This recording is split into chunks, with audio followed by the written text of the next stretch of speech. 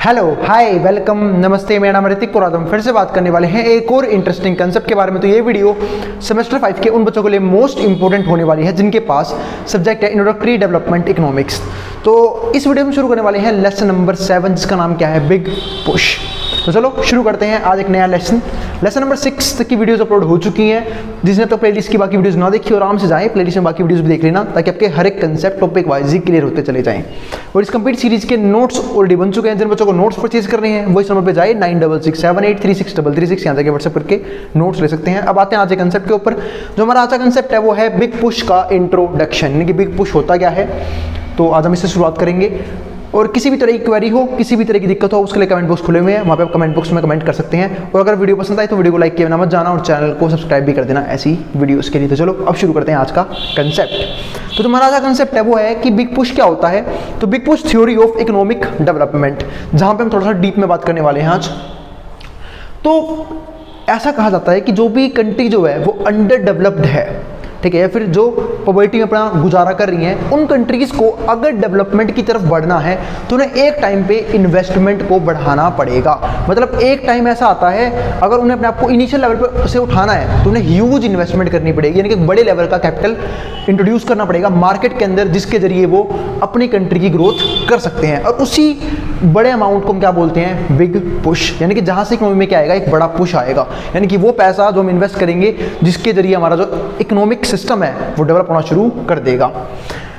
तो यहाँ पे क्या लिखा है, तो देखो big push theory of economic development में अलग अलग पॉइंट्स हैं, अलग अलग इकोनॉमिक्स से अलग अलग बात बोलते हैं। और इसमें सबसे इंपॉर्टेंट बात क्या है कि वो लोग एक चीज़ जो है वो कॉमन बोलते हैं, वो क्या कि अगर मान लो कि कंट्री है वो धीरे धीरे पैसा लगा रही है, छोटा अमाउंट, फिर और छोटा अमाउंट, फिर और छोटा अमाउंट, लेकिन दिक्कत क्या है कि अगर मान लो कोई कंट्री बहुत बड़ी है और आपको डेवलपमेंट भी करनी है, ग्रोथ भी करनी है, तो आपको इनिशियल लेवल पे तो अपनी कैपिटल को ह्यूज लेवल पे रखना ही पड़ेगा, बढ़ाना ही पड़ेगा। जैसे कोई बिजनेस होता है, आप सोच के देखो, जब भी हम कोई बिजनेस करते हैं उसमें हम फर्दर कैपिटल यानी तो फर्दर इन्वेस्टमेंट करते हैं वो थोड़ा थोड़ा करते हैं, लेकिन जब हम इनिशियल कैपिटल लगाते हैं ना वो बहुत बड़े अमाउंट में लगाते हैं ताकि हम उस बिजनेस को एक अच्छे लेवल पे लेके जा पाएं। यानी कि जितना बड़ा बिजनेस करना है उतना बड़ा कैपिटल हमें लगाना होगा और इनिशियल लेवल पे तो जरूर लगाना होगा। उसके बाद हम धीरे धीरे करके थोड़ा बहुत कैपिटल लगा के अपने प्रॉफिट का हिस्सा लगा के तब हम उसे ग्रोथ करवाते रहते हैं। लेकिन इनिशियल हमें भी कैपिटल क्या करना पड़ता है, ज़्यादा डालना पड़ता है। और यही कहना था हमारे इकोनॉमिस्ट का कि अगर आप स्टार्टिंग में ही रिसोर्सेज कम लगाओगे, स्टार्टिंग में ही एफर्ट्स कम लगाओगे तो कहीं ना कहीं आपका जो है वो एफर्ट वेस्ट ही हो जाएगा, आपको आउटपुट नज़र नहीं आएगा। सपोज करो आपको कोई बिजनेस करना है और आपको पता है कि उसके लिए 1 लाख की जरूरत है, लेकिन आपने 10,000 में सोचा कि मैं स्टार्ट कर लेता हूँ, बाकी पैसा धीरे धीरे लगा दूंगा, तो होगा क्या, कहीं ना कहीं कुछ काम अधूरे रह जाएंगे जिसकी वजह से हो सकता है आपको बिजनेस बंद करना पड़े और आपको प्रॉफिट ना मिले। तो जितने की इनिशियल कम से कम नीड है उतना तो आपको लगाना ही पड़ेगा अगर आपको स्टार्टिंग में किसी भी बिजनेस को एज दिलवाना है। तो वही सेम चीज़ किसके साथ होती है, इकोनॉमी के साथ भी होती है। अगर आपको इकोनॉमिकली डेवलप करना है तो आपको स्टार्टिंग में बिल्कुल ह्यूज कैपिटल लगाना होगा, उसी को हम क्या बोलते हैं, बिग पुश बोलते हैं। तो big push theory of economic development. अब यहाँ पे देखो, idea behind this theory is that is underdeveloped countries to break a VCP. अगर अंडरडेवलप्ड कंट्रीज को वीसीपी ब्रेक करा, वीसीपी क्या होता है, विशियस साइकिल ऑफ पॉवर्टी, अगर उन्हें अपने आप को गरीबी से दूर लेके जाना है तो अ बिग पुश और big investment is required to bring economic development. तो कम से कम आपको एक बार तो बिग पुश और बिग इन्वेस्टमेंट करनी ही पड़ेगी इकोनॉमी के अंदर, और ये क्या है, बहुत ज़्यादा रिक्वायर्ड है किसी भी इकोनॉमिक डेवलपमेंट के लिए। और अगर आप ऐसा नहीं कर पा रहे तो इसका मतलब क्या है कि आप डेवलपमेंट नहीं कर पाओगे। और अगर आपने थोड़ा बहुत कैपिटल डाल भी दिया तो आपका वो भी वेस्ट हो जाएगा, वो बर्बाद हो जाएगा, वो एफर्ट्स वेस्ट हो जाएंगे। आप ही सोचो ना, आपको मैं थोड़ा समझाता हूँ इस बात को और अच्छे से। एक बार ह्यूमन बीइंग के मामले में रिलेट करते हैं। जब हम किसी भी चीज़ में सक्सेस होने की कोशिश करते हैं तो हमारे एफर्ट्स कुछ तरीके के होते हैं। एक तो होता है कम एफर्ट डालते हैं कुछ लोग, कि सोचते बहुत बड़ा है, एफर्ट्स बहुत कम डालते हैं, यानी कि मेहनत बहुत कम करते हैं। तो मेरा मानना है अगर मेहनत करो तो कंप्लीट पूरे तरीके से करो, मतलब अपने फुल एफर्ट्स झोंक दो उस काम में, अगर आपको उस काम में सक्सेस लेनी है तो। और अगर आपसे वो काम नहीं हो रहा, मतलब अगर आप उसमें एफर्ट नहीं डाला पा रहे तो उसको वहीं पे स्किप कर दो, क्योंकि फिर जो आपके जो थोड़े बहुत भी एफर्ट गए हैं ना, थोड़ा बहुत भी टाइम गया है, थोड़ा बहुत ही पैसा गया है, वो भी आपका क्या हो जाएगा, वेस्ट हो जाएगा। तो वही सेम चीज़ इकोनॉमी में हमारे ये इकोनॉमिस्ट कहते थे कि अगर आपको एक कंट्री ग्रो करवाना है तो आप पूरे एफर्ट्स लगा दो एक ही बार में, पूरी इन्वेस्टमेंट लगा दो, ठीक है, जितना आप लगा सकते हो, और पूरा जोर लगा दो उसे वहाँ पे ग्रोथ दिलवाने में। अगर आप ऐसा नहीं कर पा रहे, थोड़ा बहुत करके सोच रहे हो, तो फिर क्या हो जाएगा, बहुत मुश्किल हो जाएगी, आपके लिए ग्रो करना क्या हो जाएगा, काफ़ी मुश्किल हो जाएगा। सॉरी, अब आगे देखते हैं। अब यहाँ पे हमारे पास क्या है अगले पॉइंट में, certain minimum amount of resources must be devoted to development programs if the success of program is required. तो हमें सर्टेन मिनिमम अमाउंट यानी कि हमें कम से कम जो कैपिटल रिक्वायर्ड है वो तो हमें डालना ही पड़ेगा किसी भी डेवलपमेंटल प्रोग्राम के अंदर, if the success of program is required, अगर आपको सक्सेस चाहिए तो। हाँ, अगर आपको सिर्फ ऐसे बीच बीच में रहना है, ग्रो करे चाहे ना करे कोई फर्क ही नहीं पड़ता, तो आप कैसे भी ग्रोथ दिलवा सकते हो, लेकिन अगर आपको सही में ग्रोथ दिलवानी है तो आपको वो मिनिमम अमाउंट, वो मिनिमम एफर्ट डालना ही पड़ेगा। इसके बाद अगला पॉइंट क्या है जो इकोनॉमिस्ट ने दिया, this theory is of the view small investment is just a waste. अब इसने क्या बोला, देखो मैंने आपको अभी ये बात बोली थी ना कि जो स्मॉल इन्वेस्टमेंट है वो क्या होता है, ऑलमोस्ट वेस्ट के बराबर होता है, just a waste of resources. तो आपने जो भी वो स्मॉल इन्वेस्टमेंट करी है, स्मॉल रिसोर्सेज लगाए हैं, वो ऑलमोस्ट वेस्ट के बराबर ही है, क्योंकि उससे आपको ग्रोथ नहीं मिलेगी, हो सकता है कुछ भी ना मिले, कोई बेनिफिट ना मिले उस रिसोर्स को लगाने का। तो waste of resources through the bit by bit, मतलब आप किस्तों में पैसा लगा रहे हो तो ऑलमोस्ट क्या हो जाएगा, आपका वेस्ट के बराबर होगा। Allocation, bit by bit allocation, no economy can move on the path of economic development. तो इस रिसोर्सेज से किसी भी तरह की डेवलपमेंट इकोनॉमी में नहीं देखने को मिलेगी। तो ये बात यहाँ पे समझाई। फॉर एग्जाम्पल, अब सपोज करें एग्जाम्पल क्या दिया, ground speed is required for the aircraft to take off. अब यहाँ पे एक काफी इंपॉर्टेंट एग्जाम्पल है कि अगर हमें कोई भी एयरक्राफ्ट टेक ऑफ करवाना पड़ता है तो हमें उन्हें ग्राउंड पे एक अच्छी स्पीड देनी पड़ती है ताकि वो कहीं ना कहीं ग्रेविटी के पाथ को तोड़ पाए और आराम से उड़ पाए। ऐसे ही रॉकेट के साथ होता है। आपको पता होगा कि रॉकेट जो है वो मैक्सिमम फ्यूल है ना, वो सबसे ज़्यादा ताकत नीचे लगा देता है जब वो उड़ने वाला होता है। मतलब जब उसे ग्रेविटी को तोड़ना होता है उस टाइम वो अपने मैक्सिमम फ्यूल को सबसे इनिशियल लेवल पे खत्म कर देता है, तब जाके वो उड़ता है। और उसके बाद तो उसे थोड़ा बहुत फ्यूल चाहिए होता है उड़ने के लिए, क्योंकि अब उसने ग्रेविटी को तोड़ दिया है। तो ऐसा ही सेम काम क्या होता है इकोनॉमिकली ग्रोथ में होता है कि अगर आपको इकोनॉमिकली ग्रोथ करनी है तो आपको स्टार्टिंग में अपने एफर्ट्स, अपने रिसोर्सेज, अपने इनपुट्स, अपना फिजिकल कैपिटल कौन आते हैं, हमारे लोग, जो हमारे well educated well skilled person होंगे वो लोग, ठीक। और साथ साथ में फिजिकल कैपिटल और हमारा फिजिकल कैपिटल में आएंगे वो रिसोर्सेज, लैंड, बिल्डिंग, मशीनरी, ये सब। और हमारा जो ह्यूमन कैपिटल है उसको अच्छे तरीके से एलोकेट करके यूज करना पड़ेगा ताकि मैक्सिमम आउटपुट हम जनरेट कर पाए। यही मेन कंसेप्ट है बिग पुश का। अब यहाँ पे अगला पॉइंट देखते हैं। तो investment below a certain level, अगर आपने एक सर्टेन लेवल से बिलो इन्वेस्टमेंट करी, सपोज करो एक बिजनेस की रिक्वायर्ड अमाउंट है कि आपको कम से कम इतनी इन्वेस्टमेंट तो करनी ही पड़ेगी, और अगर आप उससे कम इन्वेस्टमेंट कर रहे हो तो will be a mere wastage and will not enable the economy the break of vicious cycle of poverty. तो इस तरीके से आप कभी भी गरीबी के साइकिल को नहीं तोड़ पाओगे और इकोनॉमी जो कभी भी ग्रो नहीं कर पाएंगी। अब देयर आर 3 काइंड्स ऑफ इंडिविजिबिलिटीज। अब इंडिविजिबिलिटी क्या होती है, जब हम फैक्टर्स को डिवाइड नहीं करवा पाते, यानी कुछ चीज़ों को बांट नहीं पाते।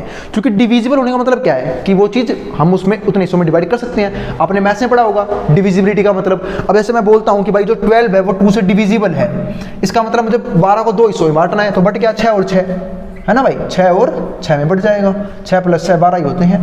तो इस तरीके से ऐसे ही इंडिविजिबिलिटी का मतलब क्या होता है कि जब हम उसे उतने हिस्सों में डिवाइड ना कर पाए। Which are considered foremost in getting the path of economic development they are. तो ऐसे कौन कौन चीज़ें हैं जहाँ पे इंडिविजिबिलिटी लगती है वो देखते हैं। एक तो पहला पॉइंट हमारा यहाँ पे क्या आता है, इंडिविजिबिलिटीज इन द प्रोडक्शन फंक्शन, यानी कि हम प्रोडक्शन फंक्शन में जो है इंडिविजिबिलिटी देखने को मिलती है। यानी कि प्रोडक्शन करने के लिए तो बहुत सी चीज़ें हैं, कैपिटल गुड्स है, कंज्यूमर गुड्स हैं, पब्लिक इंफ्रास्ट्रक्चर है, सोशल कॉस्ट आती है। तो हम किस चीज़ में इन्वेस्टमेंट करें, तो इन्वेस्टमेंट में भी क्या देखने को मिलती है, इंडिविजिबिलिटी। मतलब हमारे पास ऑप्शंस इतने सारे हैं इन्वेस्टमेंट करने के, रिसोर्सेज बहुत कम है, तो हमें रिसोर्सेज को प्रॉपर तरीके से जहाँ पे हाईली नीड है वहाँ पे इन्वेस्ट करना चाहिए ताकि हम अपने इकोनॉमी को ग्रो करवा पाएँ। वही चीज़ यहाँ पे है। जैसे क्या होता है लंपीनेस ऑफ कैपिटल। अब लंपीनेस में का मतलब क्या होता है, हमारे पास एक लमसम अमाउंट में कैपिटल रखा हुआ है, यानी रिसोर्सेज रखे हुए हैं जिसको हम यूज़ कर सकते हैं डिफरेंट प्रोडक्शन फंक्शन में, specially in creation of social overhead capital. अब सोशल ओवरहेड कैपिटल क्या होता है, जितने भी हमारे रोड्स हैं, ट्रांसपोर्टेशन सिस्टम्स हैं, ठीक है, इसके अलावा जो हमारे पब्लिक इंफ्रास्ट्रक्चर है, सबका सब किसका पार्ट होता है, सोशल ओवरहेड कॉस्ट का। यानी कि इसका डायरेक्ट कोई बेनिफिट नहीं मिलता लेकिन बेनिफिट मिलता है। अब सपोज करो सड़कें खराब होंगी, ट्रांसपोर्टेशन के सिस्टम जो अच्छे से डेवलप नहीं होंगे, तो कैसे हम बिजनेस रन करेंगे भाई।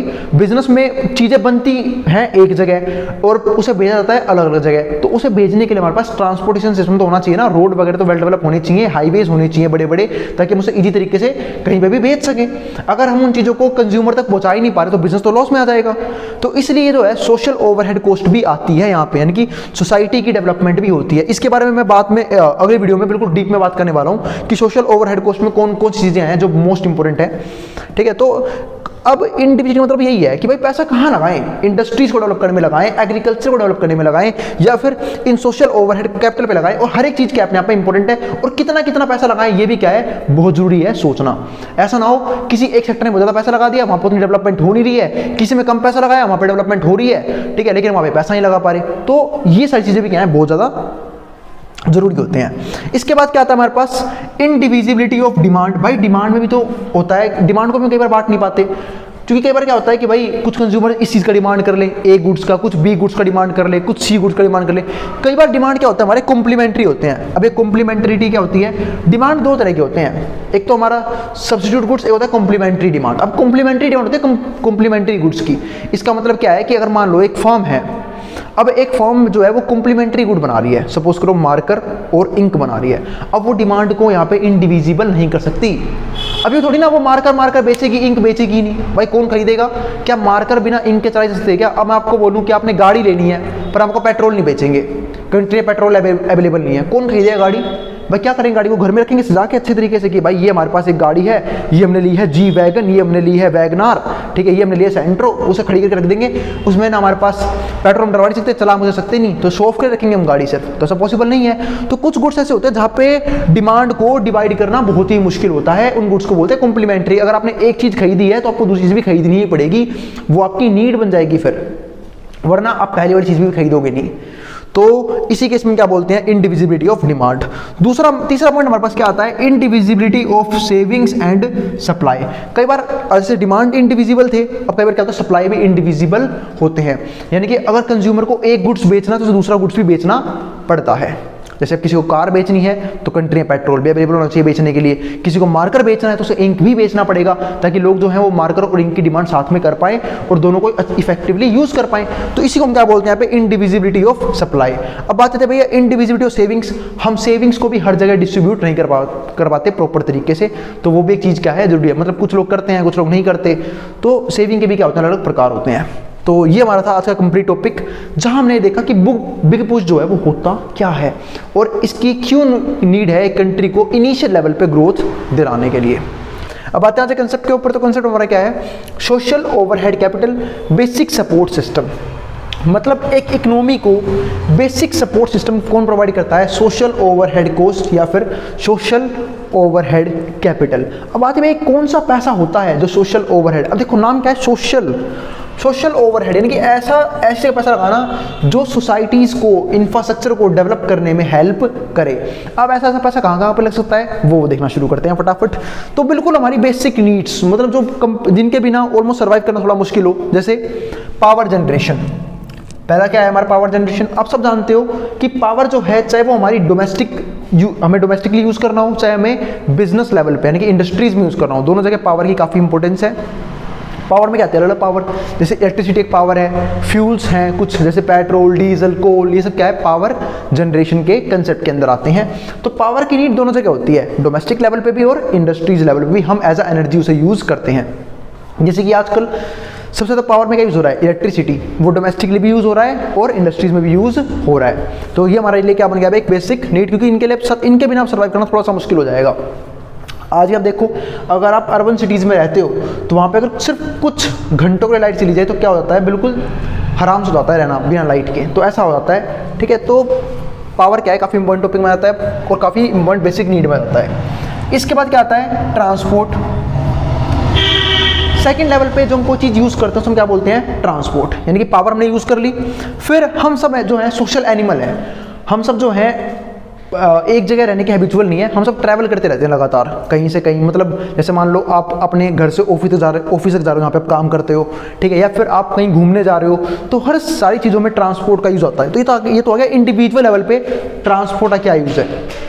हम लोग इंडिविजुअल लेवल पे भी यूज़ करते हैं, दूसरा बिजनेस के लेवल पे भी यूज़ करते हैं। वो कैसे, जैसे कि मैं आपको बिजनेस में बताऊं कि भाई जो सामान वगैरह है, वो प्रोड्यूस कहाँ होता है, कंपनीज में, इंडस्ट्रीज के अंदर, ठीक है। फिर उसे कंज्यूमर तक पहुंचाना है, तो कैसे पहुंचाऊंगा, ट्रांसपोर्ट के जरिए। जब तक प्रॉपर ट्रांसपोर्ट के सिस्टम डेवलप नहीं किए जाएंगे तो हम चीज़ों को एक जगह से दूसरी जगह नहीं लेके जा सकते। तो ट्रांसपोर्ट जो है वो भी क्या होने चाहिए, वेल डेवलप होनी चाहिए। और जब ट्रांसपोर्ट का सिस्टम डेवलप होगा तो सिंपल सी बात है, रोड्स वगैरह ही बनाए जाएंगे, हाईवेज वगैरह ही बनेंगे, प्रॉपर पूरा सिस्टम तैयार करना पड़ेगा ताकि जो ट्रांसपोर्ट है वो ईजी हो सके। और ट्रांसपोर्ट सिर्फ रोड वगैरह का नहीं, पोर्ट्स वगैरह जिनके जरिए हम ट्रेडिंग करते हैं, इंपोर्ट एक्सपोर्ट करते हैं। फिर जो हमारा एयरवेज है, ठीक है, जैसे हम फ्लाइट वगैरह से कहीं भी जल्दी पहुंच सकते हैं। ऐसे मान लो कोई बिजनेसमैन, उसे इंपॉर्टेंट कोई मीटिंग करनी है तो उसे जल्दी जल्दी पहुंचना पड़ता है, तो वो फ्लाइट वगैरह की हेल्प ले सकता है। तो इस तरह की फैसिलिटीज भी क्या होती है, प्रॉपर तरीके से डेवलप करनी पड़ती हैं। तो ये भी किसका पार्ट बनता है, हमारा सोशल ओवरहेड कैपिटल का। इसका डायरेक्टली बिजनेस से कोई रिलेशन नहीं है, पर इनके बिना बिजनेस चलाना भी क्या होता है, काफी मुश्किल होता है। क्या कोई इंडस्ट्रीज हो सकती है बिना पावर के बट वो कर दे, क्या नाम है, चीज़ों का प्रोडक्शन शुरू कर दे, पॉसिबल ही नहीं है। क्या ट्रांसपोर्ट के बिना कर दे शुरू, वही पॉसिबल नहीं है, क्योंकि ट्रांसपोर्ट में डेवलप तो करोगे चीज़ों को, लेकिन भेजो ही कैसे एक जगह से दूसरी जगह, उसके लिए ट्रांसपोर्ट का सिस्टम भी क्या है, प्रॉपर इफेक्टिव तरीके से काम करता होना चाहिए। तीसरा हमारे पास क्या आता है, बैंकिंग। अब आता है बैंकिंग की सर्विसेज। आप सबको पता है आजकल अब जमाना हो चुका है डिजिटल। पहले लोग कैश में ट्रांजैक्शंस करते थे, हैवी ट्रांजैक्शन, लेकिन अब नहीं करते। एक तो इसकी वजह से होता क्या है, जैसे मान लो कोई बिजनेसमैन है, अब बिजनेसमैन को ट्रांजैक्शन तो लाखों में करनी पड़ती है, लाखों में, करोड़ों में। अगर वो उतना मोटा कैश लेके जाएगा तो डर रहता है कि उसके ऊपर हमला ना हो जाए, ठीक है, कोई मार वार ना दे, कोई छीन ना ले, इस तरह की दिक्कतें आती हैं। तो इसकी वजह से बैंकिंग सिस्टम डेवलप होने भी क्या है, बहुत जरूरी है, ताकि हम हैवी ट्रांजैक्शन को ऑनलाइन ही परफॉर्म कर सकें या फिर चेक वगैरह प्रोवाइड कर सके, ताकि हमें बैंक मतलब हमें कैश में ट्रांजैक्शंस ना करनी पड़े और हैवी ट्रांजैक्शंस ना करनी पड़े, क्योंकि उसमें जो है वो थेफ्ट का खतरा ज़्यादा रहता है। तो इसी से बचने के लिए बैंकिंग सिस्टम भी प्रॉपर तरीके से डेवलप होने बहुत जरूरी है। बैंकिंग की वजह से एक चीज़ और बेनिफिट मिलता है कि मान लो बिजनेस जो है उसे किसी तरह का लोन चाहिए तो वो कहाँ पे जाएगा, बैंक के पास जाएगा, क्योंकि पब्लिक के पास तो बाद में आता है। अब पब्लिक के पास कब आएगा, जब वो स्टॉक मार्केट में लिस्ट होने वाला हो, जो कि इतना ईजी होता नहीं है किसी भी कंपनी के लिए। अब कोई छोटा मोटा बिजनेसमैन उसे लोन चाहिए तो कहाँ से लेगा, वो बैंक से लोन लेगा, ठीक है। तो बैंकिंग सिस्टम जो है प्रॉपर तरीके से डेवलप होना चाहिए। तो ये हमारा आ गया बैंकिंग। फोर्थ हमारे पास क्या आता है, वाटर सप्लाई। भाई पानी की सप्लाई, ये तो सबको जरूरी है। इंडस्ट्रीज में पानी लगता है, डोमेस्टिक जगह भी पानी लगता है, पानी के बिना सर्वाइवल ही मुश्किल है। तो पानी का जो सप्लाई है वो भी क्या होना चाहिए, प्रॉपर तरीके से होना चाहिए। बिना पानी के इफेक्टिव सप्लाई के ना तो बहुत सारी इंडस्ट्रीज रन कर सकती, ना ही हम डोमेस्टिकली जिंदा रह सकते हैं। तो पानी की सप्लाई क्या है, बहुत जरूरी है। इसके बाद क्या आता है हमारा गैस, ये भी एक तरह का पावर ही हो गया। फिर हमारे पास 6 क्या आता है, हेल्थ केयर एजुकेशन। मतलब एक तो एजुकेशन हो चाहे हेल्थ हो, वो भी हमारे लिए क्या है, बिल्कुल बेसिक नीड है कि भाई जो हेल्थ है वो लोगों की प्रॉपर तरीके से मेंटेन रहनी चाहिए। क्योंकि हम बोलते हैं ना, 2 तरह की कैपिटल होती है, फिजिकल और ह्यूमन। जब तक ह्यूमन और फिजिकल कैपिटल का परफेक्ट कॉम्बिनेशन नहीं बनेगा तब तक कोई भी इकोनॉमी वेल डेवलप नहीं हो सकती। दोनों चीज़ों का कॉम्बिनेशन जो है वो इफेक्टिव होना बहुत जरूरी है। और जो पॉपुलेशन है अगर वो हेल्थ ही नहीं होगी तो वो कैसे काम करेगी अच्छे तरीके से, वो तो बहुत जल्दी थक जाएगी, काम नहीं कर पाएंगे अच्छे तरीके से। तो एफिशिएंट तरीके से काम करने के लिए जो हेल्थ केयर सिस्टम है वो अच्छे तरीके से डेवलप होनी चाहिए।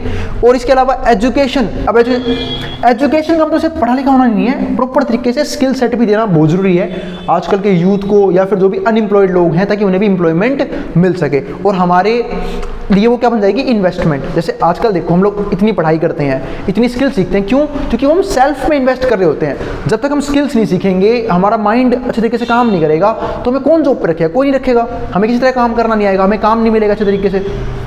तो जो पढ़ते हैं वो सिर्फ जॉब लेने के लिए नहीं पढ़ना होता, जो पढ़ना इसलिए होता था कि हमारा माइंड जो है ओपन रहे, क्रिएटिव रहे और हमारे फील्ड में सोच पाए। तो उसके लिए एजुकेशन सिस्टम अच्छे होने के बहुत जरूरी है। इसके बाद 7 पॉइंट क्या आता है हमारे पास यहाँ पे, कम्युनिकेशन। अब भाई कम्युनिकेशन का मतलब क्या होता है कि जब हम एक दूसरे से बात कर रहे हैं, जैसे अब आप मेरी बात सुन पा रहे हो, क्यों सुन पा रहे हो, कि हम सेम लैंग्वेज, जो लैंग्वेज मैं बोल रहा हूँ वो आपको समझ में आती है, तो इसलिए आप मेरी वीडियो देख रहे हो।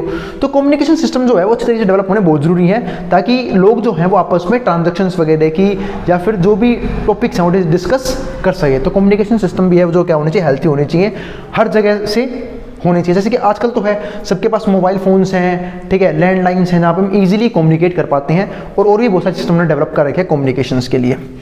तो ये हमारे कुछ इंपॉर्टेंट सोशल ओवरहेड कैपिटल के सपोर्ट सिस्टम है, किसके लिए, बिजनेसेस के लिए। अगर ये सारे सिस्टम नहीं बनेंगे, मतलब इनका डायरेक्ट कोई बेनिफिट नहीं है बिजनेसेस को, डायरेक्ट प्रॉफिट जनरेट नहीं हो रहा। हाँ बस ये कि ये एक सेक्टर बन जाता है। अब ये सेक्टर कैसा बनेगा कि भाई यहाँ पे भी लोग काम कर रहे हैं, लोगों को इंप्लॉयमेंट जनरेट करके दे रहा है, ये सारी चीज़ें भी। अब भाई सरकार को रोड्स बनवाने हैं, हाईवेज बनवाने हैं, तो मजदूरी पे तो वहाँ भी लोगों को रखेंगे ही वो, ताकि वो ईजिली उस काम को परफॉर्म कर सके, ठीक है। तो ये सारी जो चीज़ें हैं वो जॉब तो प्रोवाइड कर रही है, लेकिन डायरेक्ट बिजनेस को प्रॉफिट नहीं दे रही, होती, पर हाँ इनडायरेक्टली ये हमारे लिए प्रोडक्टिव बहुत ज़्यादा होती हैं, क्योंकि इनकी वजह से जो बिजनेसेस हैं वो इफेक्टिवली काम कर रहे होते हैं। तो उम्मीद है आपको ये तो समझ में आ गया कि सोशल ओवरहेड कॉस्ट की क्या कीमत है और क्यों ये इतना इंपॉर्टेंट है एक बिजनेस को रन करने के लिए और एक इकोनॉमी की ग्रोथ में।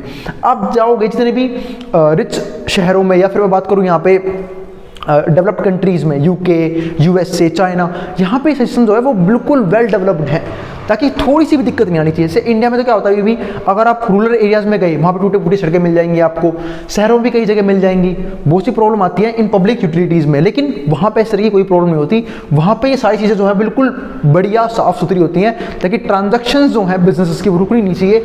बिजनेसेस इफेक्टिव काम करे उसके लिए इनका इफेक्टिव होना क्या है, बहुत ज़रूरी है। अब आते हैं आगे अगले टॉपिक पे। तो with heavy amount of investment, अगर मैं बात करूं हैवी अमाउंट ऑफ इन्वेस्टमेंट की, their installation requires a sizable initial lump. तो अगर हमें हैवी इन्वेस्टमेंट करनी है तो हमें हाई लमसम लगाना पड़ता है। इसे देखा होगा इन पैसों में, देखो इनमें ना बिजनेसेस जो है वो बहुत कम घुसते हैं, इनमें डायरेक्टली गवर्नमेंट इन्वेस्ट करती है, क्योंकि एक अच्छा खासा पैसा लगाना होता है, और अच्छा खासा पैसा लगाने के बाद तुरंत पैसा भी नहीं आता। जैसे फॉर एग्जाम्पल अगर मान लो गवर्नमेंट ने कोई हाईवे बनाया, तो उससे पैसा कैसे कलेक्ट होगा, मान लो कई करोड़ रुपए लगे हाईवे बनाने में, हाईवे का प्रोजेक्ट कंप्लीट करने में कई करोड़ रुपए लग गए। अब उसका पैसा आया कैसे, टोल टैक्स के जरिए, लेकिन धीरे धीरे। लेकिन गवर्नमेंट भी जानती है ये सारी इन्वेस्टमेंट क्या है, एक लॉन्ग टर्म इन्वेस्टमेंट है, लॉन्ग टर्म पर्पस के लिए है, मतलब ये काफ़ी लंबे टाइम तक चलेंगी। यूँ नहीं कि आज बनाया कल खराब हो जाएंगे, ऐसा कुछ नहीं होता इनमें। इसके बाद क्या आता है हमारे पास यहाँ पे, तो with heavy amount of investment their installation requires a sizable initial lump of investment requires a amount of investment, मतलब एक हाई कैपिटल चाहिए होता है, ह्यूज कैपिटल चाहिए होता है इन्वेस्टमेंट करने के लिए। इसके बाद क्या आता है हमारे पास यहाँ पे, द एसओसी क्या हो गया, social overhead cost can not be imported, हम इसे इम्पोर्ट नहीं कर सकते। यूडीसी क्या है, under development countries will have to spend 30% to 40% investment on SOC. तो एक जो अंडर डेवलप्ड कंट्री है उसे कम से कम अपनी टोटल इन्वेस्टमेंट का 30% से 40% यहाँ पे इन्वेस्ट करना चाहिए, ताकि जो कंट्री है वो और ज़्यादा इफेक्टिव और एफिशिएंट बन सके बिजनेसेस के मामले में, क्योंकि इन्हीं को देख के जो है बिजनेस डेवलप होता है। आपको क्या लगता है कि जो इंडस्ट्रीज़ हैं वो शहरों में क्यों डेवलप होती है, क्योंकि ये सारी फैसिलिटीज़ जो हैं वो शहरों में अच्छे तरीके से अवेलेबल होती हैं, और गाँव में इंडस्ट्री क्यों नहीं होती, क्योंकि वहाँ पे इन सारी चीज़ों का क्या होता है, लैक देखने को मिलता है। पावर सप्लाई इसी तरीके से नहीं होती है, बैंकिंग सिस्टम डेवलप नहीं होते हैं। आज आप बैंक में चले जाओ, गाँव में कितने बैंक मिल जाएंगे आपको, शहरों में तो एक ही, हर एक, अगर मान लो कोई शहर का एरिया है वहाँ पे आपको एक ही सिटी के अंदर सारे ब्रांचेस मिल जाएंगे बैंक के, मतलब हर एक बैंक का एक ब्रांच होगा। लेकिन अगर आप किसी गाँव में चले जाओ वहाँ पे बैंक ही बहुत कम होते हैं, वहाँ के लिए आपको जिलों में जाना पड़ेगा। आप जब डिस्ट्रिक्ट में जाओगे तब आपको क्या मिलेगा, वहाँ पे एक तरह के ब्रांच मिलेगा। एटीएम तो बिल्कुल नाम के बराबर होते हैं, और एटीएम होते हैं उनमें कैश नहीं होता। तो इस तरह के हालात होते हैं। तो इनकी वजह से जो है ना, कोई भी जो है अर्बन क्या नाम है, रूरल एरियाज में बिजनेसेस लगाना पसंद नहीं करता। सब कहाँ पे लगाना पसंद करते हैं, अर्बन एरियाज में, वहाँ पे डेवलप होते हैं इंडस्ट्रीज। तो अगर गवर्नमेंट को इंडस्ट्री डेवलप करनी है तो उन्हें कम से कम रूरल एरियाज में सारी facilities as fast as possible available करवानी पड़ेंगी, तब जाके लोग जो है वहाँ पे रहना पसंद करेंगे। और ये फैसिलिटी की बात यह है कि अगर ये सारी फैसिलिटी शहरों में है, इससे लोग जो है वो शहरों की तरफ भागते हैं, ताकि वो एक हायर लिविंग स्टैंडर्ड एंजॉय कर पाएं विद हाई सैलरी।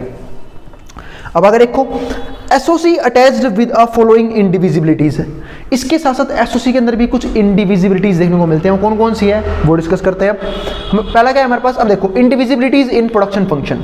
अब प्रोडक्शन करने के लिए मैं क्या बोला था, बहुत सी चीजें हैं, ठीक है। उसमें भी क्या मिलता है कि अब भाई इंडिविजुअल मतलब है कि कैसे बांटे अपने रिसोर्सेज को, कि भाई हम जो है अपनी कंट्री को ओवरऑल डेवलप करवा पाए, मतलब किन किन चीज़ों की प्रोडक्शन करें, कहाँ कहाँ पे कितना कितना पैसा एलोकेट करना चाहिए, ताकि ऑल ओवर डेवलपमेंट जो है वो हो पाए। तो इंडिविजिबिलिटीज ऑफ इनपुट्स, मतलब जो भी हम इनपुट लगा रहे हैं, रिसोर्सेज लगा रहे हैं, उसको कैसे डिवाइड करें, क्योंकि वो इंडिविजिबल होते हैं। मतलब बांटना क्या होता है, काफ़ी मुश्किल होता है, क्योंकि वहाँ पे हमारे क्या है चॉइसेस, कि कहाँ पे कम इन्वेस्टमेंट करना है, कहाँ पे ज़्यादा करना है। तो processes of outputs these indivisibilities lead to increasing returns, और इस तरीके से लगाना है कि वो इंक्रीजिंग रिटर्न्स जनरेट करके दें। अबे इंक्रीजिंग रिटर्न्स का मतलब क्या होता है ना, कि आउटपुट जो है वो ज़्यादा जनरेट हो, क्योंकि जब आउटपुट फालतू जनरेट होगा, देखो तो क्या होगा, अगर इंक्रीज इन आउटपुट हो रहा है तो इनकम बढ़ेगी लोगों की, क्योंकि भाई आउटपुट को जनरेट करने वाले कौन है, हम लोग ही तो हैं, ठीक है। तो जो सिंपल इंडिविजुअल है वही आउटपुट जनरेट करता है, यानी कि जब आउटपुट बढ़ रहा है इसका मतलब क्या, कहीं ना कहीं फालतू लेबर्स वगैरह लगाए गए थे, तो लोगों की इनकम बढ़ रही है, लोगों की इनकम बढ़ेगी तो, और इसी वजह से क्या होगा, एम्प्लॉयमेंट ही बढ़ेगी, क्योंकि आउटपुट जनरेशन के लिए हमें क्या करना पड़ रहा है, लोगों को हायर करना पड़ रहा है, तो ओवरऑल ग्रोथ होगा। इस तरीके से, and lower capital output ratio. अब बात है कैपिटल आउटपुट रेशियो क्या होता है, मतलब कितना कैपिटल लगाना पड़ रहा है मुझे आउटपुट जनरेट करने के लिए, और अगर ये जितना लोअर होगा ना ग्रोथ उतनी ही तेजी से होगी, और जितना फालतू ये होगा ग्रोथ उतनी कम तेजी से होगी। ये दिखाता है प्रोडक्टिविटी को। लोअर कैपिटल आउटपुट रेशियो मतलब क्या है कि कैपिटल कम खर्च करना पड़ रहा है और आउटपुट ज्यादा जनरेट हो रहा है, यानी कि प्रोडक्टिविटी इंक्रीज कर रही है, कम पैसे में ज्यादा फायदा, ये चीज होती है यहाँ पे। तो जब कम पैसे में ज्यादा फायदा मिलेगा मुझे, तो एक सिंपल सी बात है इकोनॉमिकली जो है प्रोडक्टिविटी वो कहीं ना कहीं, एफिशिएंसी भी कहीं ना कहीं बढ़ रही है। इसके बाद क्या आता है हमारे पास यहाँ पे, social overhead capital SOC is now called infrastructure. इसको हम क्या बोलते हैं, इंफ्रास्ट्रक्चर बोलते हैं। अगला पॉइंट क्या है, social overhead capital consist of all basic industries.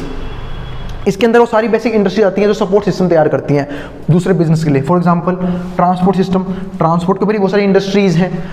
Power generation, अब पावर के ऊपर ही है, अब जैसे रिलायंस इंडस्ट्रीज जो है वो मेन पावर के ऊपर ही काम करती है।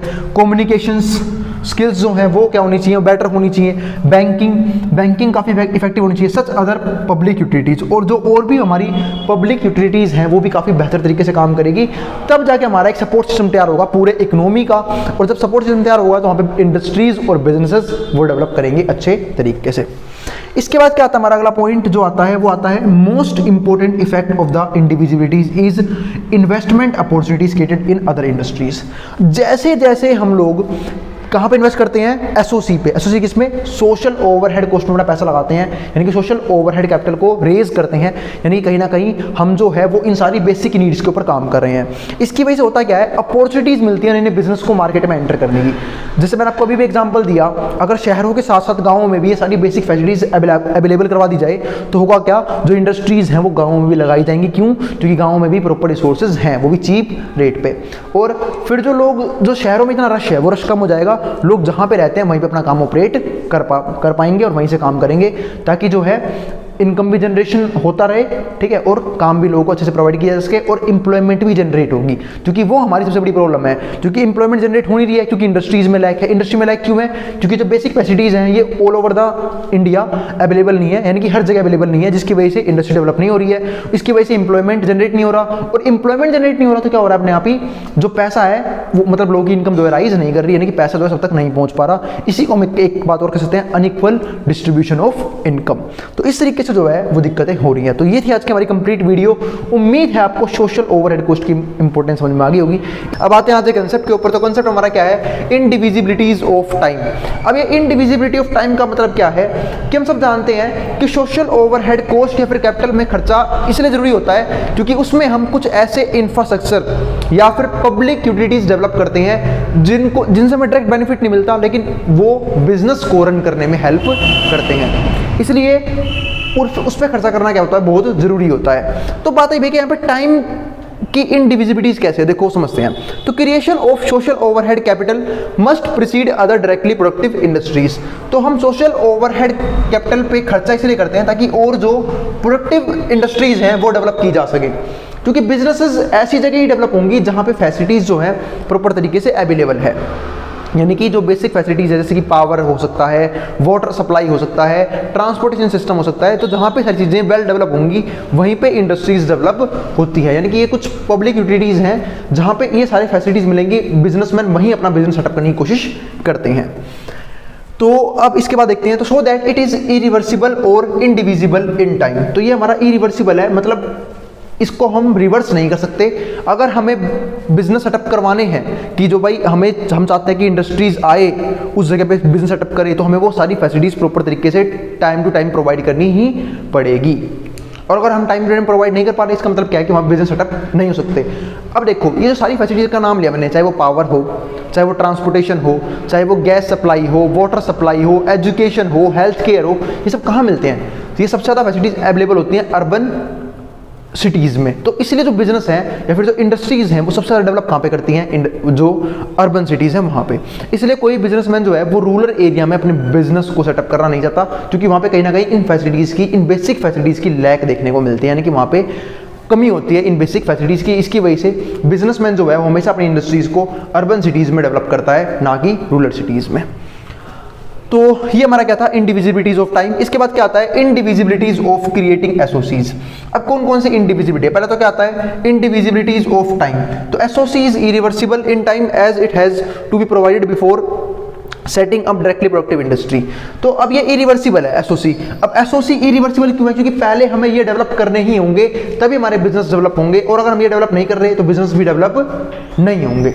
इसके बाद हमारे पास अगला पार्ट क्या आता है यहाँ पे, इंडिविजिबिलिटी ऑफ ड्यूरेबिलिटी। अब देखो एसओसी जो है वो एक लॉन्ग पीरियड ऑफ टाइम के लिए होता है। सपोज करो आपने कोई हॉस्पिटल बना दिया अच्छे हेल्थ केयर के लिए, आपने पाइपलाइन डेवलप कर दी गैस की सप्लाई के लिए, वाटर की सप्लाई के लिए, ठीक है, आपने रोड्स बनवा दिए ताकि ट्रांसपोर्टेशन इजी हो जाए। तो ये सब क्या है, लॉन्ग टर्म इन्वेस्टमेंट है, शॉर्ट टर्म इन्वेस्टमेंट पर्पस नहीं है यहाँ पे। यानी कि इनका गेस्टेशन पीरियड हम जो है वो काफी लंबा होता है। एक बार जो पैसा इन्वेस्ट कर दिया वो लॉन्ग टर्म तक क्या करेगा, सर्वाइव करेगा। उसके बाद होता है कुछ टाइम बाद इसे रेनोवेट करना पड़ता है, वरना ये हमारा क्या होता है, लॉन्ग टर्म पर्पस के लिए होता है। तो वही सेम चीज यहाँ पे है। तो इंडिविजिबिलिटी ऑफ ड्यूरेबिलिटी, तो SOC last for long period, less capital is not beneficial. इसलिए यहाँ पे एक चीज दिक्कत क्या है, यहाँ पे लेस कैपिटल बेनिफिशियल नहीं होता। यानी कि सपोज करो आजकल होता है कि आप देखो यहाँ पे जो पुल वगैरह बनाए जाते हैं या फिर जो भी हमारे रोड वगैरह बनाए जाते हैं, उन्हें कई बार ना जो टेंडर पर्सन्स होते हैं वो बिजनेसमैन जो है वो कच्चा छोड़ देते हैं ताकि वो फटाफट क्या हो जाए, डेप्रिशिएट हो जाए, फटाफट वो रोड खराब हो जाए और गवर्नमेंट दोबारा टेंडर निकाले ताकि उसे दोबारा बनाया जा सके, ताकि फर्दर प्रॉफिट हो। आजकल सारी कंपनीज इसी पे काम कर रही है। आप एक चीज़ देखना, आजकल जो भी टेक्नोलॉजी आ रही है पुराने जमाने कंपेरिजन में, वो सब क्या होती हैं, उनमें कहीं ना कहीं नकली चीज़ें लगाई जाती हैं। नकली चीज़ें का इन सेंस मतलब क्या है कि वो बहुत जल्दी खराब हो जाती हैं वो टेक्नोलॉजी। सपोज करो फोन है और मोबाइल फोन्स हैं, वॉशिंग मशीन है, रेफ्रिजरेटर है, टीवी है, बाइक्स है, टेक्नोलॉजी जो भी हम यूज़ कर रहे हैं वो सब कहीं ना कहीं जल्दी जल्दी खराब होते हैं। उसका एक मेन रीज़न क्या है, ताकि लोग जो है वो चेंज करते रहें, क्योंकि भाई अगर जब तक टेक्नोलॉजी खराब नहीं होगी लोग और टेक्नोलॉजी की डिमांड नहीं करेंगे, तो जो फर्दर टेक्नोलॉजी बन रही है उन्हें खरीदेगा कौन, वो बिकेंगे ही नहीं। इसलिए ये लोग ऐसी टेक्नोलॉजी यूज़ करते हैं जो फटाफट क्या होते रहते हैं, खराब होते रहते हैं यूज़ के साथ। तो वही सेम चीज यहाँ पे है। तो अगर कहीं पे हम लेस कैपिटल लगा रहे हैं तो वो बेनिफिशियल नहीं होगा। हमें एसओसी में हमेशा क्या करना चाहिए, हाई कैपिटल यूज करना चाहिए। मतलब अपनी पूरी इकोनॉमी का, पूरी जीडीपी का 30 से 40% यहाँ पे खर्च करना चाहिए एक अंडर डेवलप्ड इकोनॉमी को, तब जाके जो एसओसी कोस्ट है वो अच्छे तरीके से डेवलप हो पाती है। क्योंकि ये हमारा एक लॉन्ग टर्म पर्पज होता है। क्योंकि अगर मान लो आपने कम कैपिटल यूज कर दी तो वो शॉर्ट टर्म में वो इंफ्रास्ट्रक्चर काम करेगा लेकिन लॉन्ग टर्म में काम नहीं करवा पाएगा, जिसकी वजह से आपको बार बार उस पर खर्चा करना पड़ सकता है। अब आगे हमारे पास अगला पॉइंट क्या आता है, तीसरा पॉइंट हमारा इंडिविजिबिलिटी ऑफ लॉन्ग गेस्टेशन पीरियड। अब ये लॉन्ग गेस्टेशन पीरियड का इंडिविजिबिलिटी क्यों है बता चुका मैं ऊपर वाले पॉइंट में, कि अगर आप सिंपल सी बात है, अगर आप हायर कैपिटल यूज कर रहे हो सोशल ओवरहेड कॉस्ट को डेवलप करने के लिए, फिर कैपिटल को डेवलप करने के लिए, तो वो लॉन्ग टर्म पीरियड के लिए सर्वाइव कर सकता है। लेकिन अगर आप एक कम अमाउंट में सोच रहे हो कि मैं रोड वगैरह बना दूं, हॉस्पिटल वगैरह बना दूं, तो कहीं ना कहीं वो आपका शॉर्ट रन में ही काम करेगा, लॉन्ग रन में काम नहीं करेगा। हो सकता है बिल्डिंग खराब हो जाए, उसे बार बार रेनोवेट करना पड़े, तो उन सब चीज़ों में बार बार जो है कॉस्ट या फिर पैसा खर्च होता रहेगा। तो वही सेम चीज़ यहाँ पे है। फोर्थ पॉइंट में क्या है, investment of an irreducible industry mix of public utilities. आप किसी इरिड्यूसिबल इंडस्ट्री पे जो है इन्वेस्टमेंट कर रहे हो, वो क्या होता है, मिक्स ऑफ पब्लिक यूटिलिटी के साथ। जैसे मैं आप देखो, SOC must be developed immediately. SOC जो है वो हमें इमीडिएटली डेवलप करना पड़ेगा। अब ऐसा क्यों करना है, ऊपर वाले पॉइंट में बता चुका था कि जब तक एसओसी डेवलप नहीं होगी कोई भी फॉरेन इन्वेस्टमेंट या फिर डोमेस्टिक पर्सन जो है वो अपनी कंपनी सेटअप नहीं करेगा उस एरिया में, क्योंकि उसे बाकी सारी फैसिलिटीज जो है वहाँ पे अवेलेबल नहीं मिलेगी, तो उसको बिजनेस करने में दिक्कत आएगी, तो जिसकी वजह से वो बिजनेस सेटअप नहीं करेगा। तो अगर किसी भी कंट्री को पहले ग्रो करवाना है तो वहाँ पे उसे सोशल ओवरहेड कॉस्ट पे या फिर कैपिटल पे खर्चा करना ही पड़ता है, ताकि वो बेसिक पब्लिक फैसिलिटीज को डेवलप करे, उसके बाद ही वहाँ पे बाकी बिजनेसेस आते हैं।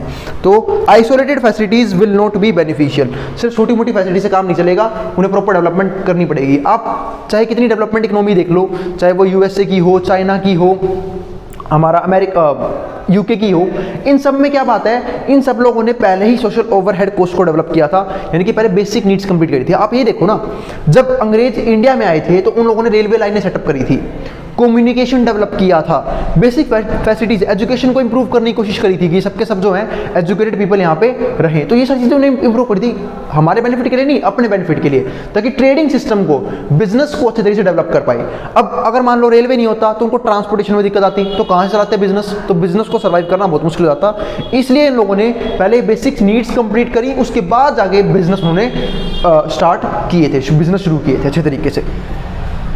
तो ये सारे हमारे क्या हैं पॉइंट्स कि हमें एसओसी में किस किस तरह की इंडिविजिबिलिटी देखने को मिलती है जब हम एसओसी क्रिएट करने जाते हैं। तो इसके बाद दो बहुत तगड़ी इंडिविजिबिलिटीज हैं वो डिस्कस करते हैं। एक तो हमारे पास क्या आता है, इंडिविजिबिलिटी इन डिमांड।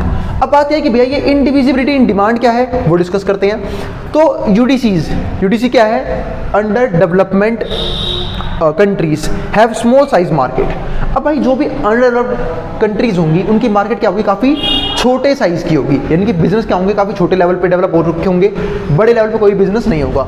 तो UDCs have small sized market, इनकी मार्केट क्या होगी, small sized, due to low per capita income. किसकी वजह से, due to low per capita income and low purchasing power of people.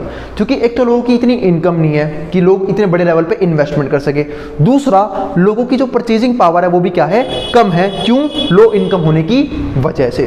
तो इसका मतलब यूडीसीज के अंदर जो भी मार्केट होती है वो हमेशा क्या होती है, स्मॉल साइज मार्केट होती है। जैसे आप आजकल जो है, अब मैं इंडिया, हमारा क्या है, इंडिया भी क्या है, एक अंडर डेवलप्ड इकोनॉमी है, तो इंडिया में ही देख लो आप, आजकल जो है बिजनेस डेवलप होने शुरू हो गए हैं। जैसे रिलायंस इंडस्ट्रीज जो है एक बहुत बड़ी कंपनी बन चुकी है, टाटा का सेक्टर काफी अच्छे तरीके से ग्रो कर चुका है, अडानी सेक्टर काफी अच्छे तरीके से ग्रो कर चुका है। लेकिन अगर आप देखोगे कुछ साल पहले, मतलब 20-30 साल पहले, तो एक जनरेशन पहले ना ये बिल्कुल छोटी छोटी कंपनीज हुआ करती थी, ये धीरे धीरे करके इस लेवल तक पहुंची है।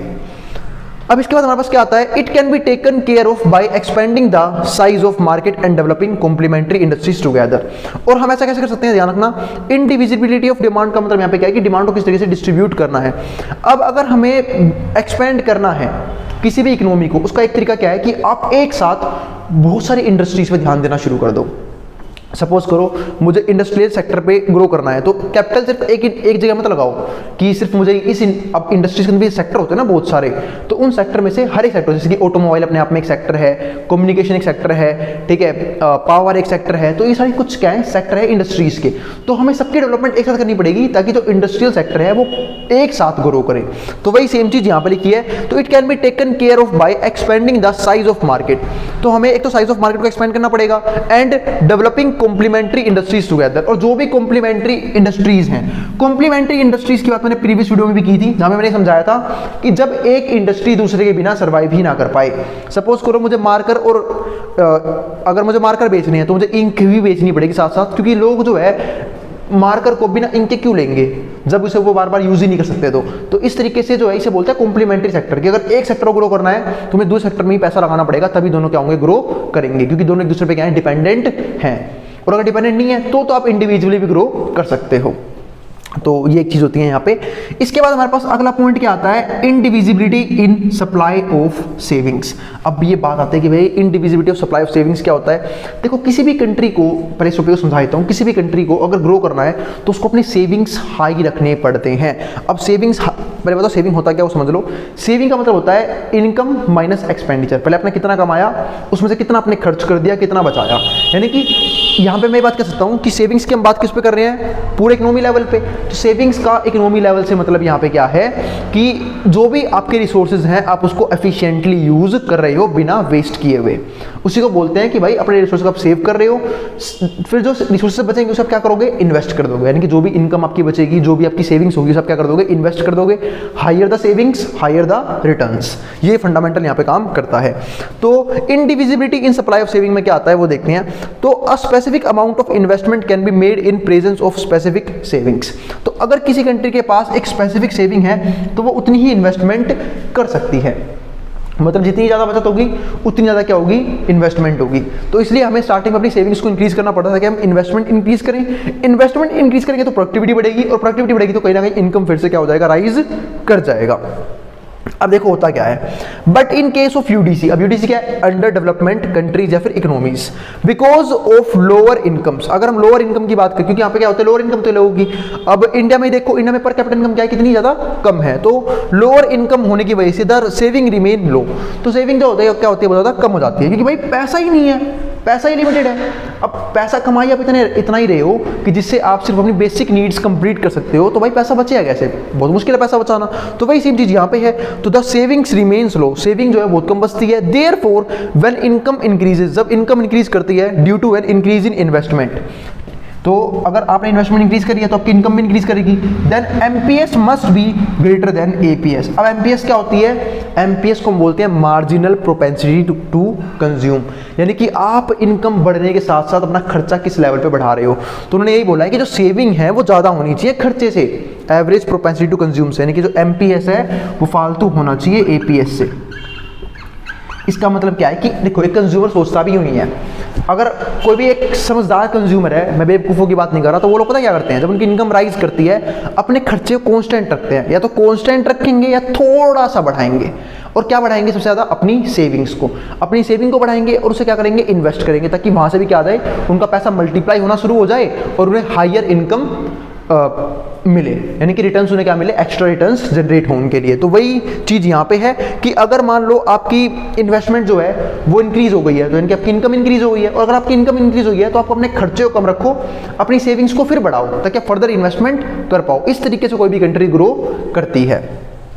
इसके बाद क्या आता है हमारे पास? Last point. लास्ट पॉइंट क्या है? A high minimum package of investment can not be undertaken without an adequate supply of savings. आप एक ह्यूज इन्वेस्टमेंट कर ही नहीं सकते जब तक आपके पास एक ह्यूज अमाउंट ऑफ सेविंग्स नहीं है। एक सिंपल सी बात यहाँ पे आती है, अगर आपके पास प्रॉपर तरीके से बचत नहीं है, प्रॉपर पैसा नहीं है आपके पास, आपने प्रॉपर चीज़ें नहीं बचा रखी, तो आप कैसे करोगे इन्वेस्टमेंट एक अच्छे लेवल की? तो अगर आपको एक मिनिमम पैकेज ऑफ इन्वेस्टमेंट चाहिए तो आपके पास एक एडिक्वेट सप्लाई ऑफ सेविंग्स होनी बहुत ज़रूरी है। ये चीज़ आते हैं यहाँ पे इंपॉर्टेंट, कि भाई जितनी ज़्यादा सेविंग होगी उतनी फालतू इन्वेस्टमेंट होगी।